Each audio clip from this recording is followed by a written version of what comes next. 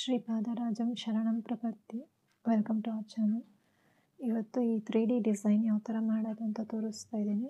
ಆಮೇಲೆ ಯಾವ colour thread use ಮಾಡೋದು ಅಂತ ಸ್ವಲ್ಪ ಟಿಪ್ಸ್ ಕೂಡ ತೋರಿಸ್ತಾ ಇದ್ದೀನಿ. ಇದು 3 ಪೋರ್ಷನ್ಸಾಗಿ ಡಿವೈಡ್ ಮಾಡ್ಕೊಂಡಿದ್ದೀನಿ. ಸೊ 3 ಫ್ಲವರ್ಸ್ ಮಾಡೋಣ ಅಂತ 2 ಸೈಜ್ ಬ್ಯಾಂಗಲ್ ಇದು.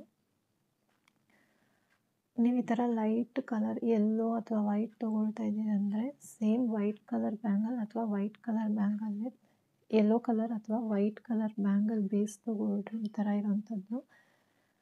ಯಾಕಂದರೆ ಆ ಥ್ರೆಡ್ ರ್ಯಾಪ್ ಮಾಡಬೇಕಾದ್ರೆ ಆ ಒಳಗಡೆ ಇರೋ ಬೇಸ್ ಕಲರ್ ಟ್ರಾನ್ಸ್ಪರೆಂಟಾಗಿ ಕಾಣ್ತಾ ಇದೆ.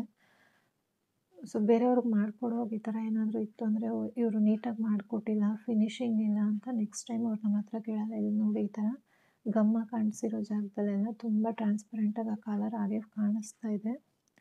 ಸೊ ನನಗೊಂದು ಆರ್ಡರ್ ಬಂದಿತ್ತಲ್ಲ, ನಾನು ಆವಾಗ ಅದಕ್ಕೆ ಯೆಲ್ಲೋ ಮತ್ತು ವೈಟ್ ಬೇಸನ್ನೇ ಯೂಸ್ ಮಾಡಿದ್ದೆ. ತುಂಬ ನೀಟಾಗಿತ್ತು ಫಿನಿಶಿಂಗ್.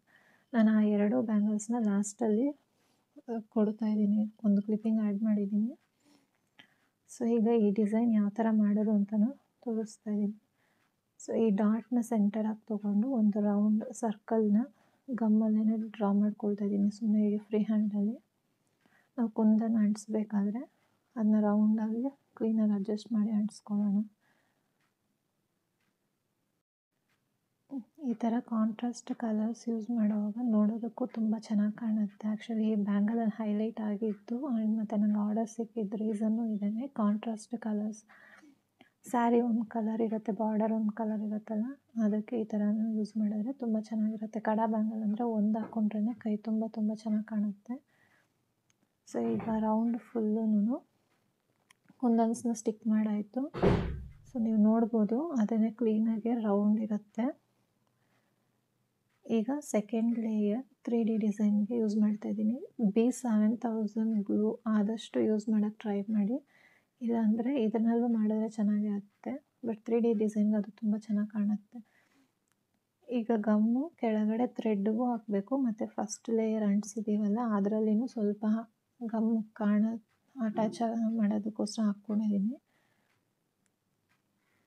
ಇಲ್ಲಾಂದರೆ ಇವಾಗ ನಾವು ಅಂಟಿಸ್ತಾ ಇದ್ದೀವಲ್ಲ ಈ ಸೆಕೆಂಡ್ ಲೇಯರ್ ಕುಂದನ್ಸ್ ಅದ್ರ ಜೊತೆಗೆ ನೀಟಾಗಿ ಅಂಟ್ಕೊಳ್ಳಲ್ಲ.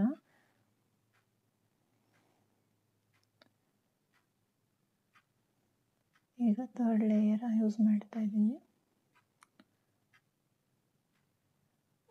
ಚೆನ್ನಾಗಿ ಡ್ರೈ ಆಗಿದ್ಮೇಲೆ ಈ ಗಮ್ಮೆಲ್ಲ ಏನೂ ಕಾಣಲ್ಲ, ಕ್ಲೀನಾಗಿ ಡ್ರೈ ಆಗೋಗುತ್ತೆ. ನಾರ್ಮಲ್ ಕುಂದನ್ಸು ಒಂದು ಫ್ಲವರ್ ಥರ ಕಾಣುತ್ತೆ ಅಷ್ಟೇ. ಡ್ರೈ ಆದಮೇಲೆ ಇದ್ರ ಔಟ್ ಕಮ್ಮಿ ಆಗಿದೆ ಅಂತಲೂ ತೋರಿಸ್ತೀನಿ.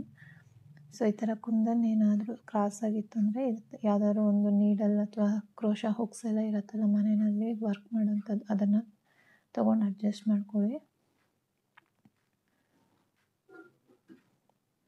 ಸೊ ಈ ಥರ 3 ಡಿಸೈನೂ ಕಂಪ್ಲೀಟ್ ಮಾಡಾಯಿತು.